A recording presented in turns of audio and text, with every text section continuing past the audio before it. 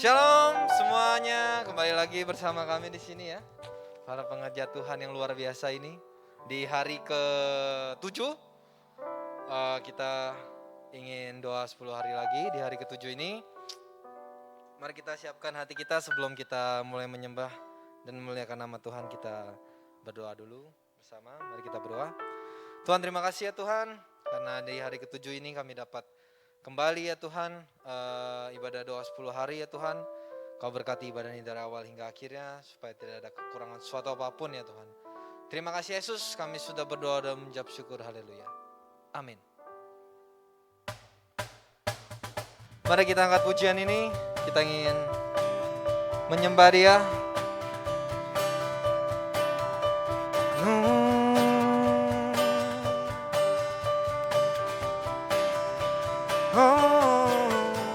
Dalam rembulan dan cahaya mentari, di gelap badai dan indahnya pelangi, dalam tangisan wajah bersedih, kan ku temukan kasih terbesar bagi dunia ini. Dia ku terpaku dan ku takjub, kan kasih-Mu yang tergores indah, dalam anugerah hatiku milik-Mu. Indah, ku terkagum dan ku bawa, kan hatiku Kau membuat hatiku menjadi baru, bahagia ku mengenalmu.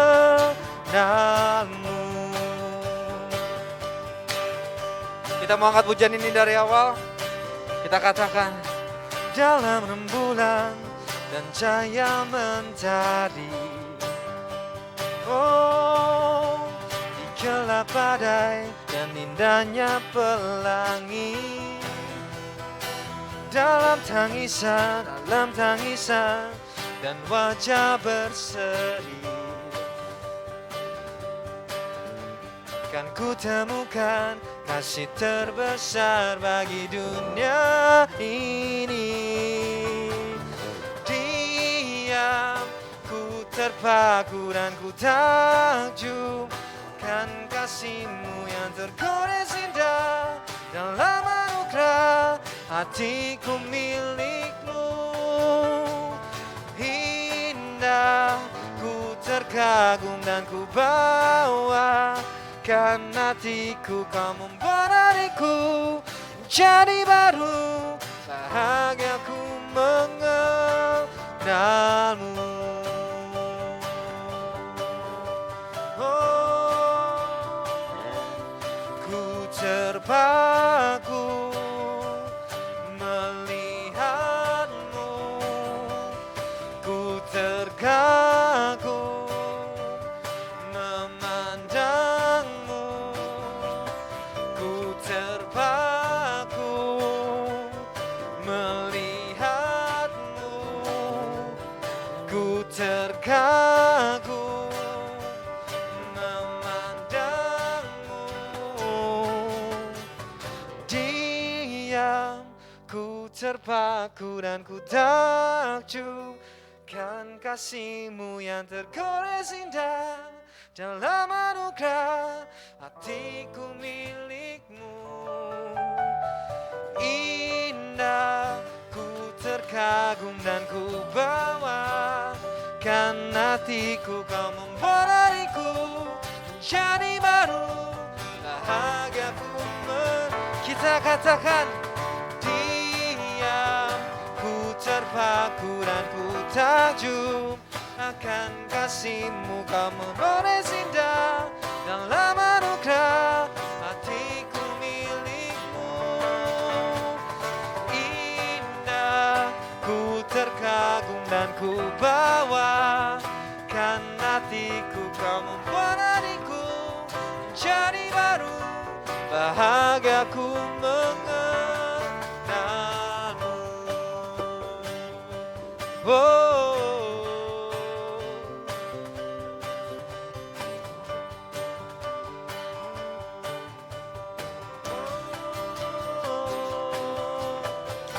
Beri kemuliaan buat Tuhan. Oke, kita mau menyembah Tuhan, kita mau siapkan hati kita. Kita angkat pujian ini.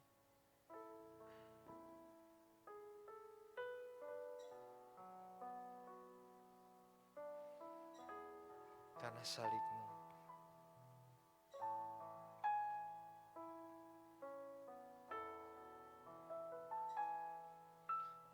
Hanya Kau Tuhan di hidupku.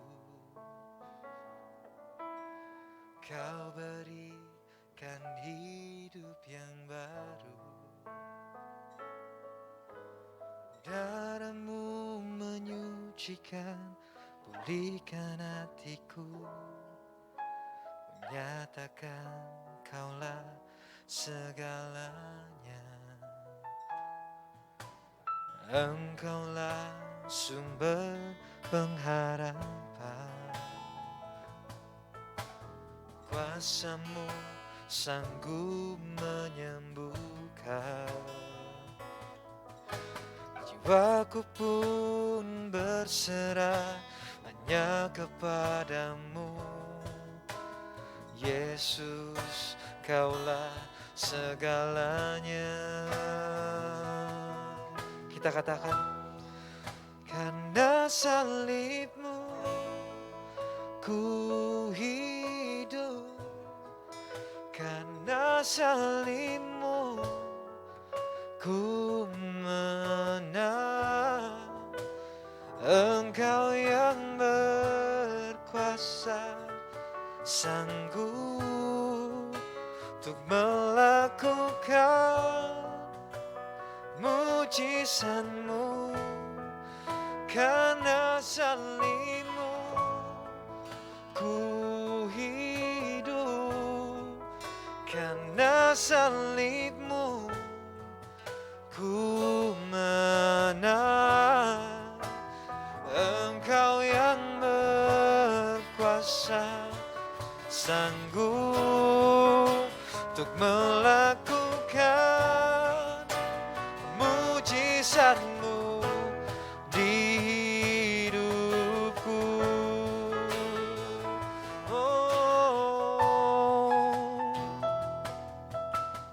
Engkaulah sumber pengharapan. Kuasa-Mu sanggup menyembuhkan.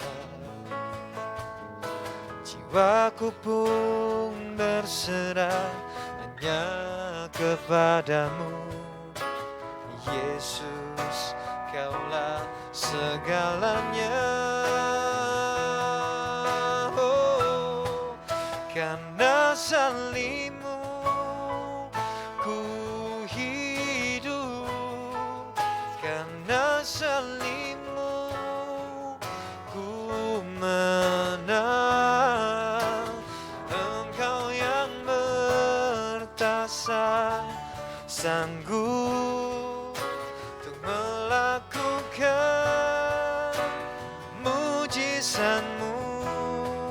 Karena salib-Mu ku hidup.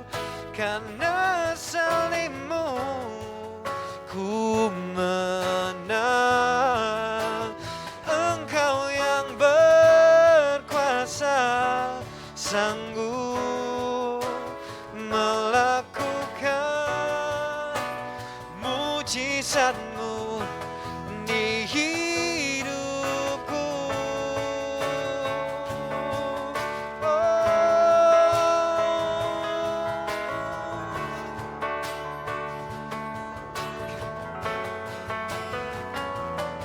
Hanya Engkau Tuhan.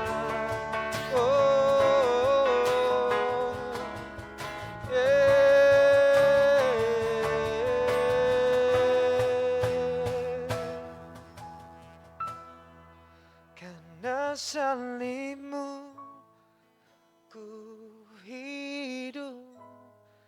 Karena salib-Mu ku menang.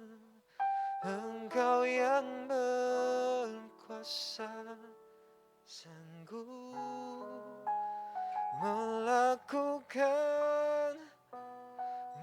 mujizat-Mu, karena salib-Mu ku hidup, karena salib-Mu ku menang. Engkau yang berkuasa, sanggup untuk melakukan mujizat-Mu, karena salib-Mu ku hidup, karena salib-Mu ku menang. Engkau yang berkuasa, sanggup melakukan mujizat-Mu, karena salib-Mu ku hidup, karena salib-Mu ku menang. Engkau yang berkuasa, sanggup untuk melakukan mujizat-Mu di hidupku. Oh, untuk melakukan mujizat-Mu di hidupku. Oh, untuk melakukan mujizat-Mu di hidupku.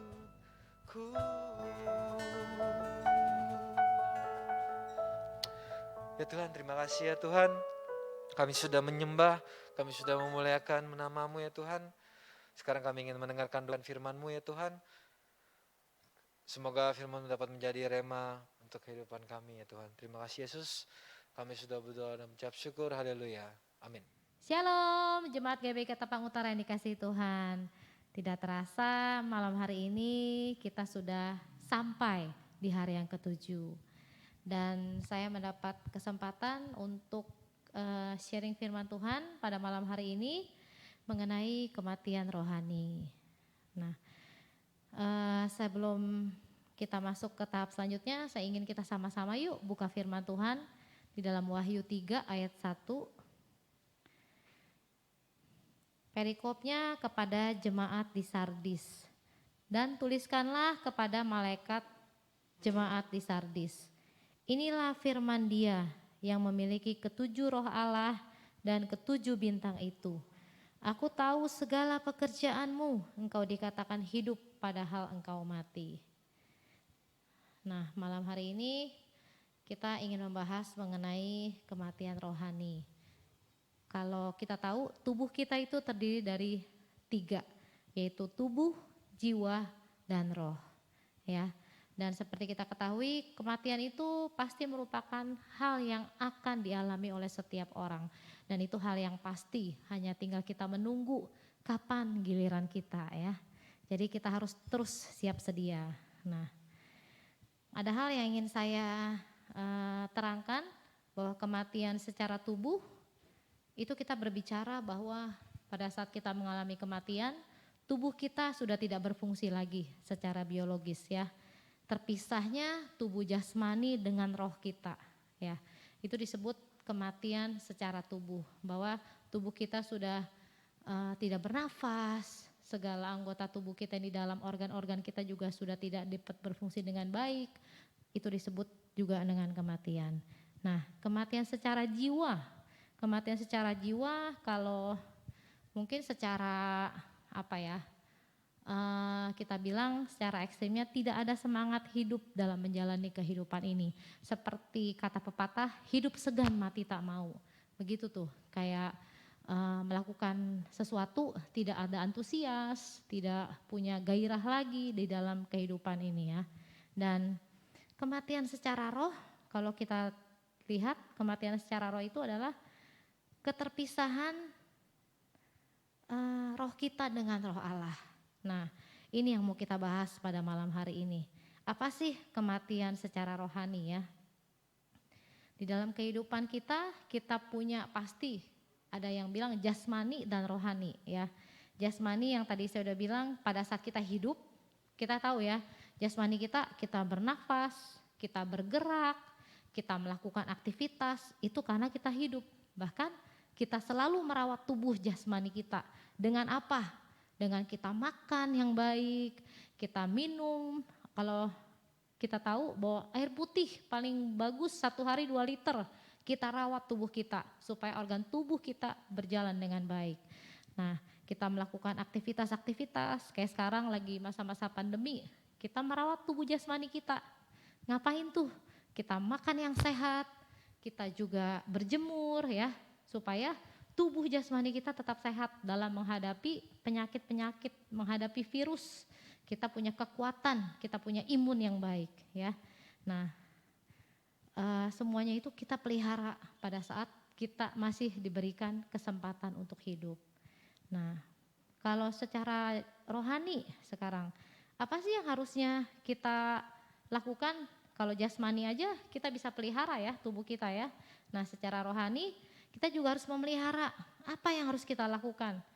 Kita harus, saudara-saudara pasti tahu deh, kita berdoa, kita membaca firman, kita bersekutu dengan Tuhan, kita bersaat teduh. Nah, tapi jangan lupa bahwa kadang-kadang kita melihat orang-orang yang secara kasat mata kita melihat, orang ini rajin beribadah, orang ini selalu baca Alkitab, orang ini rajin melayani. Tapi kita nggak tahu kematian rohani ternyata bisa diderita juga oleh orang-orang seperti itu ya. Nah, siapa yang paling tahu kalau saya hari ini mati atau hidup ya? Yang paling tahu adalah diri kita sendiri ya. Diri kita sendiri, apakah sampai hari ini rohani saya masih hidup? Apakah sampai hari ini rohani saya sudah mati? Nah, mari malam hari ini saya mau bahas mengenai alat tes apa sih supaya kita tahu saat ini saya hidup atau mati ya. Nah, ada 4 poin yang boleh, ada 5 poin yang akan saya bagikan malam hari ini supaya kita sama-sama ngetes. Apakah rohani kita mati atau hidup? Ya. Nomor 1, sampai hari ini Anda masih berminat gak membaca dan mempelajari Alkitab? Ya.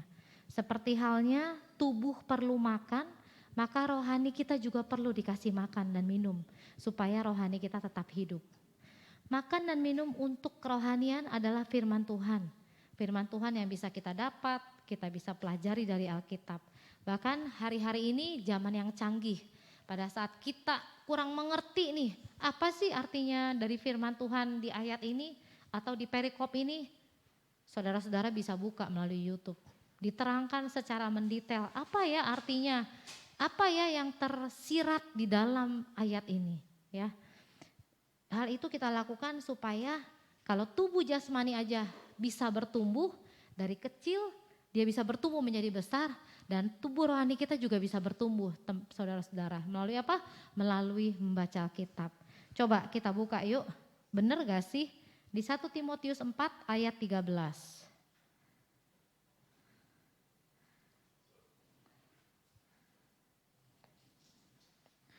1 Timotius 4 ayat 13.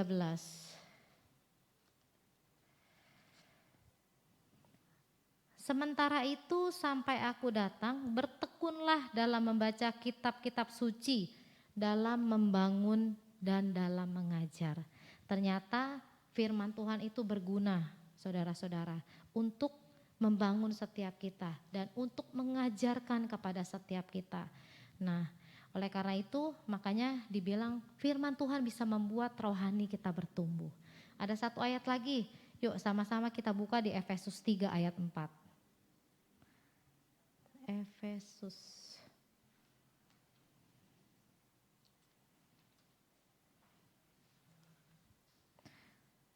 Efesus 3 ayat 4 sudah dapat?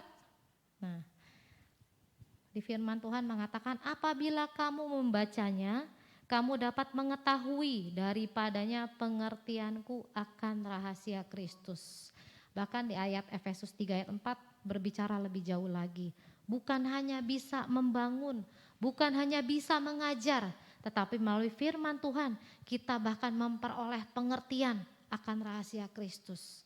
Menurut saya ini hal yang luar biasa, karena Kristus juga nggak berbicara secara asal-asalan dengan orang yang sembarangan. Tapi melalui firman Tuhan kita mengetahui apa yang akan terjadi selanjutnya. Ada rahasia apa yang Tuhan ingin singkapkan bagi setiap kita. Nah, alat tes yang pertama, apakah Anda masih berminat untuk membaca firman Tuhan? Ya, kita lanjut ke tahap yang kedua. Yang kedua, apakah Anda masih memiliki hubungan dengan Tuhan melalui doa? Doa kalau yang kita tahu disebut nafas orang percaya, ya. Jadi kalau kita nggak doa, anggap aja kita nggak nafas. Seperti tubuh jasmani, kalau kita nggak bernafas, kira-kira mati atau hidup? Otomatis pasti dibilangnya Anda telah berpulang ke rumah Bapa, ya. Begitu juga dengan doa, saudara. Doa itu disebut nafas iman orang percaya, ya. Jadi kerohanian kita juga akan mati kalau kita tidak pernah berdoa, ya. Padahal pada saat kita berdoa, kita berbicara kepada siapa? Kepada Bapa kita di surga.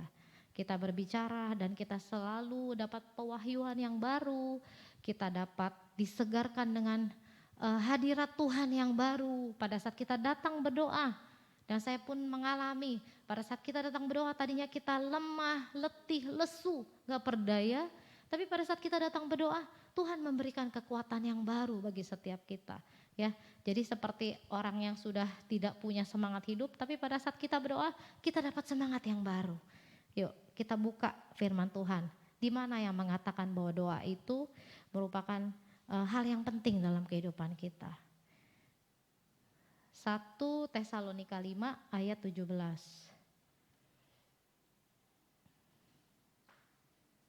1 Tesalonika 5 ayat 17.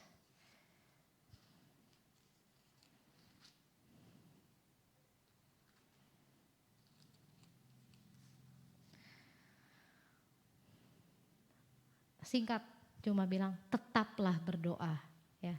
Tuhan bilang ini dalam tentang di pasal 5 tentang berjaga-jaga. Jadi kita pada saat zaman-zaman sekarang apalagi saudara-saudara kita mengalami situasi yang mungkin secara manusia, secara emosional kita nggak tahu nih apa sih yang akan terjadi ke depan nanti. Nanti ke depan nanti makin susah atau kita tuh bisa bangkit gak sih? Tapi satu hal yang Tuhan bilang, tetaplah berdoa. Dengan berdoa kita bisa mendapat kekuatan yang baru. Dengan berdoa kita bisa mendapat nafas kehidupan yang daripada Tuhan. Kita buka lagi di Efesus 6 ayat 18.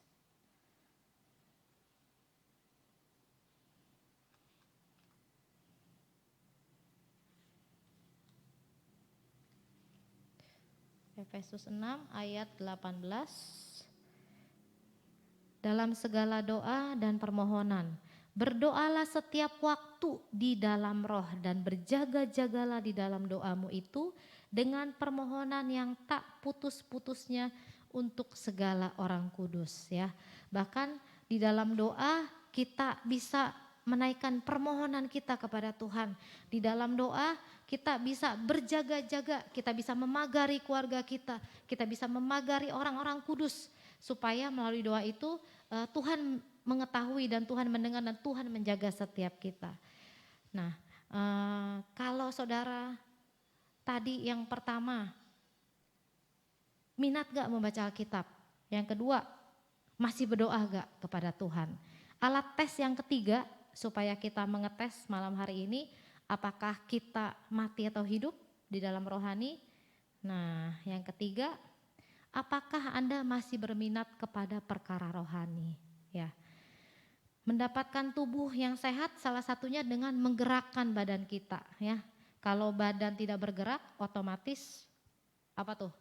Ini yang suka muncul di perut nih, apalagi yang ibu-ibu kali ya. Kalau udah melahirkan gitu ya, tiba-tiba ada samcian nih, samcian ya, ada lemak yang tidak terbakar. Nah, rohanian kita itu juga memerlukan gerakan, saudara. Nah, gerakannya itu melalui apa sih? Melalui kegiatan rohani, seperti melakukan ibadah, ya. Kita melakukan ibadah-ibadah, ibadah raya, terus ada ibadah apa lagi? Ada ibadah kaum wanita, ada ibadah sekolah minggu, ada ibadah remaja, ya sesuai dengan porsinya, sesuai dengan usianya. Terus apalagi sih, ada yang namanya komsel. Di dalam gereja kita pun ada kegiatan komsel, kegiatan rohani.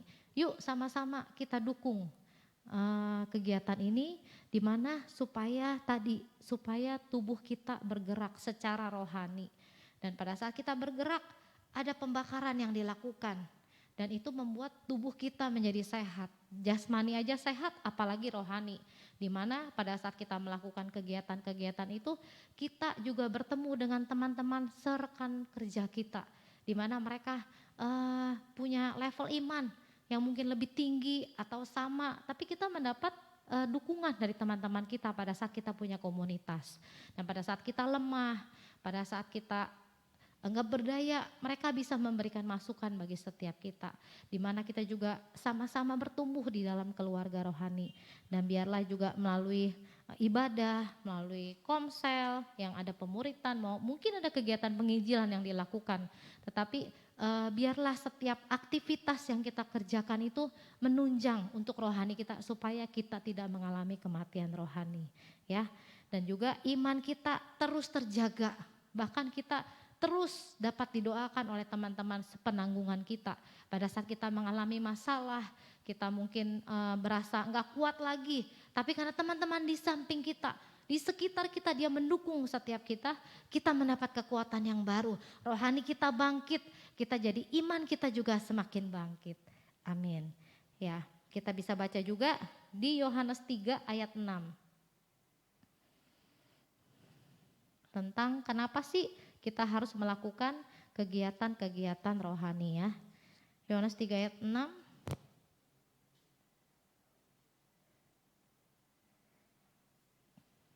Apa yang dilahirkan dari daging adalah daging, dan apa yang dilahirkan dari roh adalah roh. Berarti jika kita memang anak-anak Tuhan, pasti kita dilahirkan oleh roh. Oleh karena itu, mari kita jangan dikit-dikit males, dikit-dikit lagi gak sempet, lagi gak ada waktu.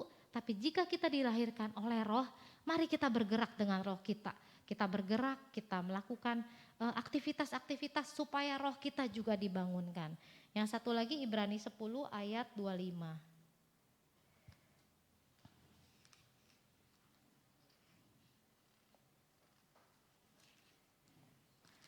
Ibrani 10 ayat 25.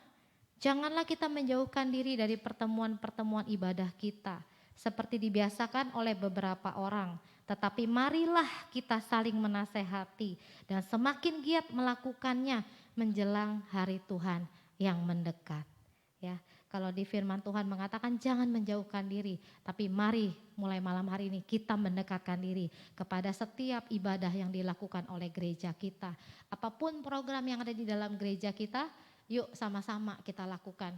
Buat apa? Supaya rohani kita tidak menjadi mati. Yang keempat, lebih dalam lagi nih, mengenai apakah agama yang kita lakukan, yaitu sekarang kita tahu ya tentang Kristen, ya hanya sebagai formalitas atau basa-basi atau rutinitas. Di dalam poin ini Tuhan pun mengibaratkan orang Farisi, di mana orang Farisi, kalau yang kita tahu, orang Farisi, orang Saduki, mereka mengenal secara liturgi banget, liturginya oke, pengenalan tentang Allah oke banget, tetapi semuanya itu hanya formalitas. Kenapa dibilang hanya formalitas? Mereka melakukan hanya untuk dilihat orang, tetapi hati mereka sebenarnya jauh daripada Tuhan. Ya, jadi formalitas itu tidak membangun, saudara, karena hanya sekedar ngisi absen. Pas dilihat, oh ada Diana hari Minggu, oh ada Diana juga di komsel.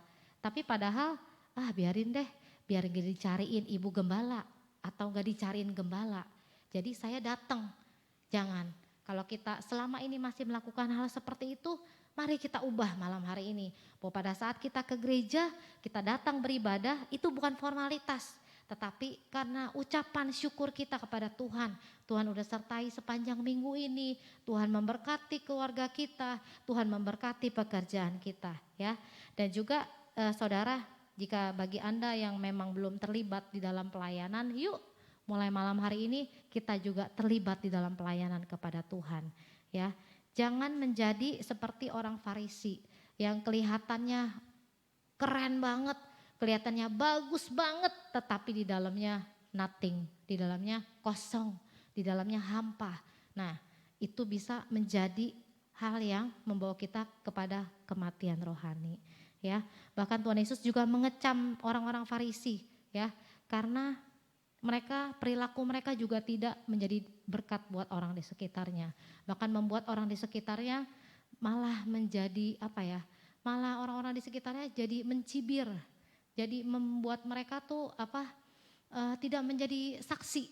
Jadi mereka hanya bisa mengucapkan dengan kata-kata tapi perbuatan mereka mati. Padahal firman Tuhan pun mengatakan bahwa iman tanpa perbuatan adalah mati. Ya. Kita sampai di poin yang terakhir tentang alat tes apakah rohani kita masih hidup atau mati. Alat tes yang terakhir, apakah kita masih hidup di dalam dosa kita dan kita tidak mau meninggalkannya alias tidak bertobat. Ya, saya percaya bahwa tidak ada sih orang yang tidak berdosa. Semua orang pasti berdosa. Ya, tetapi orang yang berdosa, yang menyadari dosanya dan meninggalkan dosanya, itu yang mendapat berkat rohani. Ya, iman yang redup kembali menyala dan diteguhkan dengan kebenaran. Ya, meninggalkan dosa sama dengan menghidupkan kembali kerohanian kita. Terkadang kita jadi manusia, kita tahu sih itu dosa, tapi kita suka terlena, suka bilang, habis itu udah dari dulunya begitu, itu udah kebiasaan saya. Saya udah bertahun-tahun loh seperti ini. Sekarang disuruh berubah sekarang, enggak gampang. Tapi satu hal, bahwa pada saat kita mau, pasti akan bisa dilakukan. Tapi jangan lupa, pada saat kita mau, kita juga harus datang ke hadirat Tuhan. Minta kekuatan yang baru daripada Tuhan, supaya kita juga bisa meninggalkan dosa-dosa kita yang lama. Terkadang memang kita sudah berusaha nih, meninggalkan dosa kita, jatuh, tapi jangan lupa saudara, bangkit lagi kita bisa. Pada saat kita jatuh, kita bangkit lagi. Tapi jangan pada saat jatuh, ya udahlah, udah terlanjur, udah enak ya, udah nggak bisa dilepasin, jadi nempel. Nah, itu juga salah satu hal yang bisa menandakan kita mati rohani. Kita udah nggak peka, kita udah bablas aja, udahlah, udah gak bisa apa-apa, saya mah udah dari sananya begitu. Tapi biarlah malam hari ini menjadi peringatan bagi setiap kita. Kematian rohani juga ditandai oleh orang yang tidak meninggalkan dosanya, orang yang tidak mau bertobat. Kita buka ya firman Tuhan di Matius 3 ayat 8.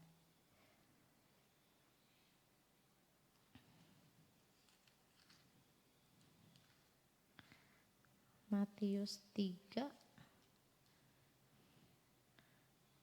ayat 8. Ini mengenai Yohanes Pembaptis ya. Dia berbicara di tengah-tengah padang gurun mengenai bertobatlah sebab kerajaan surga sudah dekat. Dan di sini dikatakan ayat 8, jadi hasilkanlah buah yang sesuai dengan pertobatan. Ya, jadi kita harus menghasilkan buah. Menghasilkan buah itu menjadi berkat melalui pertobatan setiap kita. Ya, bukan hanya bisa berkata-kata. Jadi saya suka bilang alangkah baiknya jika setiap kita mempunyai integritas. Apa sih integritas? Integritas itu pada saat kita melakukan apa yang kita katakan. Jadi bukan hanya bisa berbicara di depan orang baik-baik, di depan gereja baik-baik, tapi ternyata di rumah nothing. Itu juga hal yang tidak sinkron ya, tidak sesuai dengan tadi kata-kata integrity. Lukas 5 ayat 32, kita buka.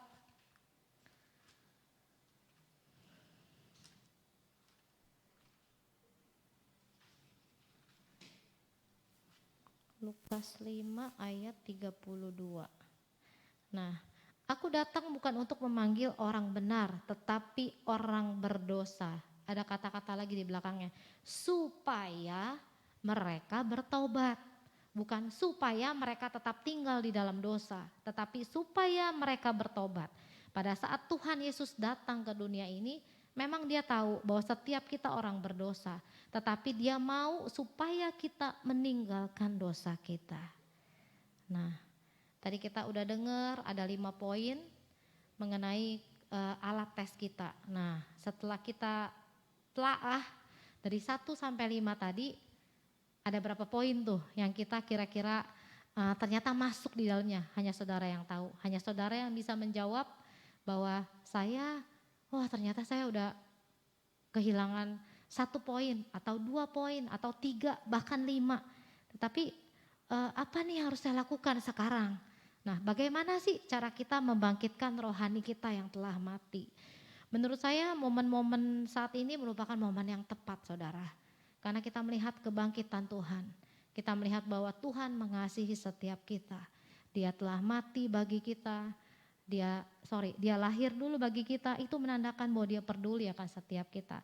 Setelah dia lahir, dia mati bagi kita, menandakan bahwa darahnya sudah menebus kita dengan 100% lunas. Ya.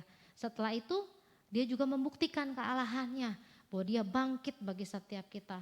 Dengan kebangkitan Tuhan, itu juga harusnya membangkitkan rohani setiap kita.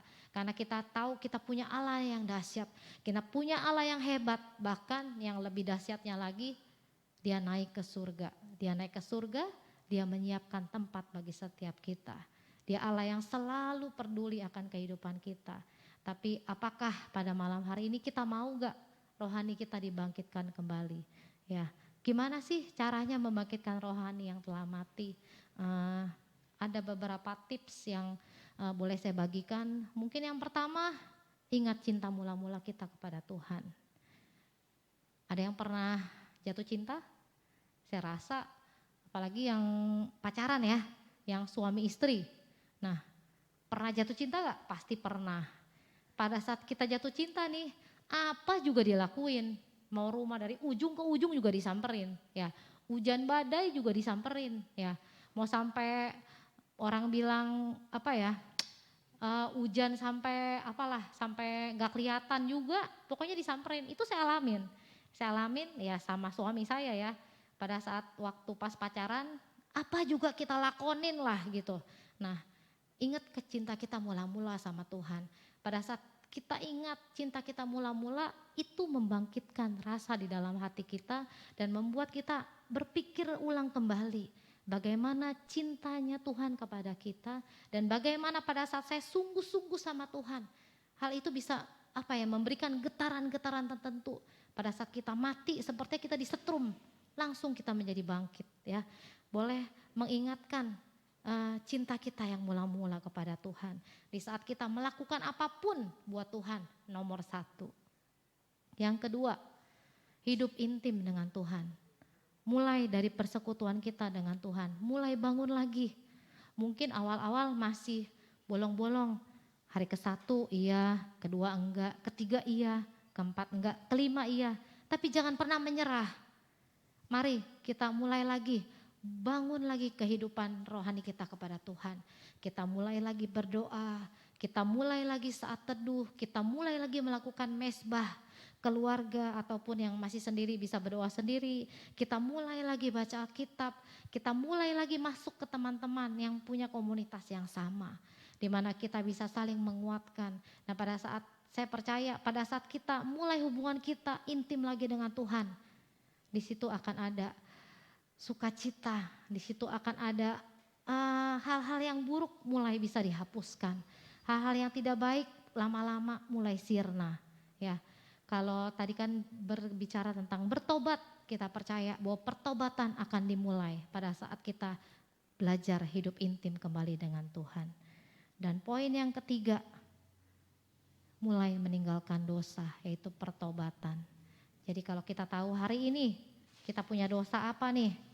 Mungkin dosa masih suka berbohong, mungkin dosa masih merokok, Mungkin dosa masih pornografi atau banyak dosa-dosa yang lain yang mungkin ada yang terlihat atau ada yang tidak kelihatan. Tapi biarlah pada malam hari ini, pada saat kita mau rohani kita dibangkitkan kembali, kita berjanji bahwa kami mau meninggalkan dosa kami Tuhan. Dan kami mau mengalami pertobatan yang seutuhnya. Kami mau mengalami kebangkitan yang Tuhan telah janjikan di dalam kehidupan kami. Ya, memang terkadang daging memang lemah, tetapi roh penurut. Tapi biarlah malam hari ini kita bangun roh kita. Kita bangun kehidupan intim kita dengan Tuhan. Kita ingat cinta kita mula-mula. Kita mulai meninggalkan dosa kita dan kita melakukan pertobatan. Dan biarlah malam hari ini sharing firman yang saya bagikan boleh menjadi berkat bagi setiap kita. Jangan lupa saudara, pada saat saudara mendengar sharing firman Tuhan pada malam hari ini, apakah bisa langsung berubah? Gak bisa pasti. Pas denger nih, oh Diana ngomong berubah? Gak berubah. Kapan berubahnya? Berubahnya adalah pada saat Anda melakukan. Ya, perubahan itu terjadi pada saat Anda melakukan, bukan hanya mendengarkan tapi melakukan. Dan biarlah itu boleh menjadi berkat bagi setiap kita, boleh menjadi kekuatan bagi setiap kita, bahwa jangan mati rohani, bangkit, bangun kembali. Dan biarlah Tuhan bekerja dalam kehidupanmu. Amin. Mari kita berdoa. Tuhan Allah Bapa yang baik yang bertahta di dalam kerajaan surga, kami berterima kasih Tuhan buat firman Tuhan pada malam hari ini. Terima kasih Tuhan, dan kiranya Tuhan Engkau terus mengingatkan bagi setiap kami bahwa kami perlu tuntunan tangan-Mu. Kami perlu Tuhan hidup selalu di dalam Engkau. Dan kami juga mau Tuhan mengingat cinta kami yang mula-mula kepada Tuhan. Bahkan kami mau meninggalkan segala dosa kami, bahwa hidup kami yang lama sudah berlalu, yang baru akan datang. Kami percaya bahwa firman Tuhan ya dan amin dalam kehidupan kami. Ya Roh Kudus, beri kami kekuatan, karena kami tahu bahwa daging memang lemah tetapi roh penurut. Beri kami selalu kekuatan, karena kami perlu kekuatan yang daripada Tuhan untuk mengalahkan dunia ini. Dan kami percaya Tuhan bahwa roh yang ada di dalam kami lebih besar daripada roh yang ada di dunia ini. Dan biarlah Tuhan bekerja melalui kami, menjadikan kami alat-Mu, menjadikan kami saksi-Mu dimanapun kami berada. Terima kasih Tuhan, dan biarlah rohani kami dibangkitkan. Biarlah kami yang mati, kami bangkit malam hari ini. Biarlah kami yang memang masih hidup, tapi kami lebih antusias lagi dalam melayani Tuhan. Kami lebih bergairah lagi dalam melayani Engkau. Terima kasih Bapa yang baik. Terima kasih Roh Kudus. Terima kasih buat hari ini.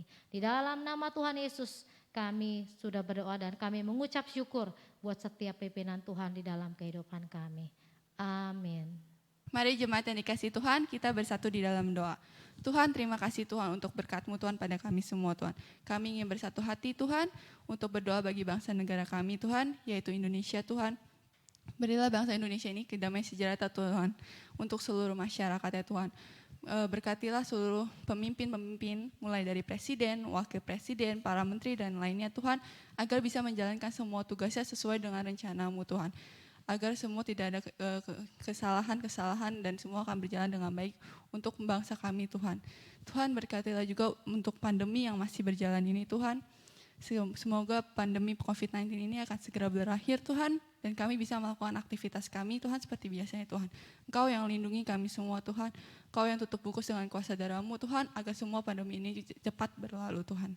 Tuhan, kami berdoa untuk gereja kami Tuhan, agar pemberian gereja kami ini bisa segera terpenuhi Tuhan. Kami tahu Tuhan nominalnya cukup besar Tuhan, tapi kami percaya dan yakin Tuhan bahwa semua nominal itu akan semua tercukupi di waktu yang tepat. Tuhan, kami berdoa untuk para pemimpin di gereja ini, tim gembala, gembala sidang, dan seluruh jemaatnya Tuhan. Engkau berkati Tuhan, di dalam nama Tuhan Yesus, haleluya, amin. Mari kita akhiri ibadah kita pada malam hari ini. Terima kasih Tuhan buat firman Tuhan dalam acara doa 10 hari pada hari ini. Kami sudah mengikutinya dengan baik ya Tuhan.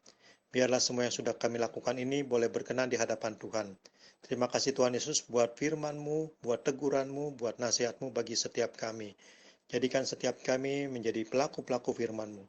Terima kasih Tuhan Yesus, di dalam nama Yesus kami berdoa dan bersyukur pada malam hari ini. Mari saudara kita arahkan hati kita pada Tuhan, kita akan terima berkat Tuhan saat ini. Tuhan memberkati engkau dan melindungi engkau. Tuhan menyinari engkau dengan wajah-Nya dan memberikan engkau kasih karunia. Tuhan menghadapkan wajah-Nya kepadamu dan memberikan engkau damai sejahtera. Dalam nama Yesus, kami sambut berkat Tuhan pada malam hari ini. Mari sudah berkati Tuhan, sama-sama katakan amin. Selamat malam, Tuhan Yesus memberkati.